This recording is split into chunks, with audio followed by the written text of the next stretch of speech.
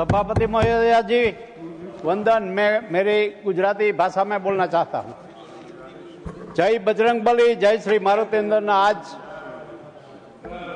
बजरंग बली का दिन है। मैं आपके माध्यम से सभी हमारे वरिष्ठ संसद सभ्यों और देशवासियों को शुभकामना देना चाहता हूँ, क्योंकि मैं हनुमान जी में बहुत ज़्यादा मानता हूँ।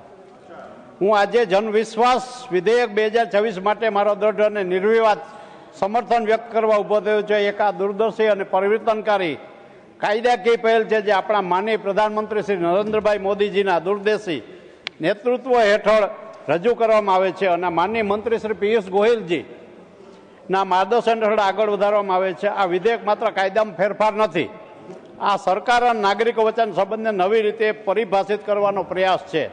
શંકાને બદલે વિશ્વાસ અને કઠોરતાને બદલે સુધારાનો માર્ગ છે। સભાપતિ મહોદયાજી, આ જનવિશ્વાસ વિધેયકનું તત્વ ન્યૂનતમ સરકાર મહત્તમ શાસનના સિદ્ધાંતમાં સમાયેલ છે। દાયકાઓથી આપણા કાનૂની તંત્રમાં એવા જૂના અને ગેરપ્રાસંગિક પ્રાવધાન હતા જે અંગ્રેજો રાખી ગયા હતા, જેઓ નાના અને તકનીકી ભૂલોને પણ ગુનો ગણાવતા હતા। આથી સામાન્ય નાગરિક અને વેપારીઓ, હું વેપારી છું એટલે મને ખ્યાલ છે, ભય પેદા થતો, ઉદ્યોગ સાહસિકતા નિરુત્સાહિત થતી અને ન્યાયપદ્ધતિ પર ભાર વધતો। જનવિશ્વાસ વિધેયક 2024 આ વારસાને દૂર કરીને આધુનિક, વ્યવહારુ અને નાગરિક કેન્દ્રિત કાનૂની માળખા ઊભું કરવાની દિશામાં એક મહત્વપૂર્ણ પગલું છે। સભાપતિ મહોદયાજી, આ જનવિશ્વાસ વિધેયક લોકશાહી ચર્ચા અને વિચાર વિમર્શનું પરિણામ છે। 2025માં રજૂ થયેલા પ્રારંભિક વિધેયકમાં માત્ર 17 કાયદાઓનો સમાવેશ થતો હતો, પરંતુ લોકસભાની પસંદગી સમિતિ કે જેના અધ્યક્ષ યંગ અને ડેડિકેટેડ શ્રી તેજસ્વી સૂર્યા હતા, તેમની ભલામણો બાદ આનો વ્યાપ વધારીને લગભગ 80 જેવા કાયદા, કેન્દ્રીય કાયદાઓના સુધારા સુધી પહોંચાડવામાં આવ્યો છે। સરકારની ખુલ્લી વિચારસરણી અને સમાજ પ્રત્યે પ્રતિબદ્ધતાનો પુરાવો છે। આ જનવિશ્વાસ વિધેયકનું સૌથી મહત્વપૂર્ણ પાસું એ છે કે ગુનાઓનું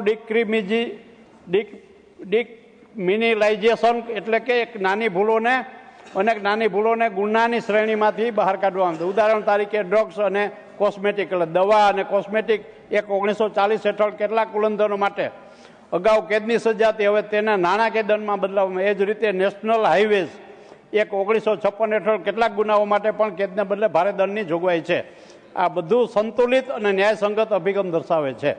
સભાપતિ મહોદયાજી, કેટલાક કિસ્સાઓમાં કેદની સજા સંપૂર્ણપણે દૂર કરવામાં આવી છે। ઇન્ડિયન સેક્શન એક્ટ 1925 અને ઇલેક્ટ્રિસિટી એક્ટ 2003 જેવા કાયદાઓમાં હવે માત્ર દંડ જ રહેશે। આ માનવી અને વ્યવહારુ અભિગમ છે અને જે અનાવશ્યક કેદને ટાળે છે। આ ઉપરાંત જનવિશ્વાસ વિધેયક દ્વારા અનેક જૂના અને બિનજરૂરી ગુના દૂર કરવામાં આવે, જેમ કે ખોટો આગનો એલાર્મ આપવો અથવા જન્મ મૃત્યુની માહિતી ન આપવી। આવા સામાન્ય જે પ્રાવધાનો આજના સમયે બિનપ્રાસંગિક બની ગયા છે અને કાયદાને અનાવશ્યક રીતે જટિલ બનાવતા હતા। સભાપતિ મહોદયા, દંડ અને જુર્માના સુધારો પણ આ જનવિશ્વાસ વિધેયકનો મહત્વનો ભાગ। ઘણા દંડ હવે સમય અનુસાર બનાવવામાં આવ્યા છે અને દર 3 વર્ષે 10% વધારો કરવાની જોગવાઈ રાખવામાં આવી છે, જેથી તેને અસરકારકતા રહે। આ જનવિશ્વાસ વિધેયકમાં ચેતવણી, સલાહની વ્યવસ્થા પણ છે। પ્રથમ ભૂલ માટે સલાહ, બીજી માટે ચેતવણી અને ત્યારબાદ દંડ। આ અભિગમ દંડાત્મક નહીં પરંતુ સુધારાત્મક છે, જે સ્વૈચ્છિક પાલનને પ્રોત્સાહન આપે છે।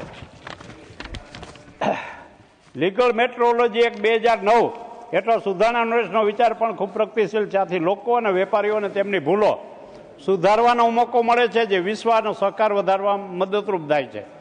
સભાપતિ મહોદયાજી, આ જનવિશ્વાસ વિધેયકમાં નિર્ણય પ્રક્રિયા મજબૂત બનાવવા માટે અધિનિયમ, અધિકારીઓ અને અપીલ સત્તાઓની વ્યવસ્થા પણ છે, જે ઝડપી અને પારદર્શક ન્યાય સુનિશ્ચિત કરશે। સભાપતિ મહોદયાજી, આ જનવિશ્વાસ વિધેયકને આપણે પ્રધાનમંત્રી શ્રી નરેન્દ્ર મોદીજીના વ્યાપક સુધારાત્મક વિઝનના ભાગરૂપે જોવું જોઈએ। ઇઝ ઓફ ડુઈંગ બિઝનેસ સુધારાથી લઈને ડિજિટલ ગવર્નન્સ સુધી આ સરકાર સતત નાગરિકોને સશક્ત બનાવવાના પ્રયત્નોમાં છે। આ સુધારાઓને આગળ ધપાવવા માનનીય મંત્રી શ્રી પિયુષ ગોયલજીનો વિશેષ ફાળો રહ્યો। તેમની પ્રતિબદ્ધતા અને દીર્ઘદ્રષ્ટિને આ જનવિશ્વાસ વિધેયકને આકાર આપ્યો છે। અંતમાં સભાપતિ મહોદયાજી, જનવિશ્વાસ વિધેયક 2024 માત્ર કાયદાકીય સુધારો નથી, તે એક વિચાર છે, એક સંદેશ છે। સરકાર પોતાના નાગરિકો પર વિશ્વાસ રાખે છે, ભયને બદલે ભારત દેશની દંડને બદલે સહકાર અને જટિલતા નહીં બદલે સરળતાનું પ્રતીક છે। હું આ જન વિશ્વાસ વિધેયકને હાર્દિક સમર્થન આપું છું અને આ ગૌરવશાળી સભાના તમામ સભ્યો વિરોધ પક્ષ સહિતનાને વિનંતી કરું છું કે તેઓ પણ સર્વસંમતિથી આ બિલ પાસ કરે. આભાર સભાપતિ મહોદય. જય બજરંગબલી, જય ભીમ. Thank you.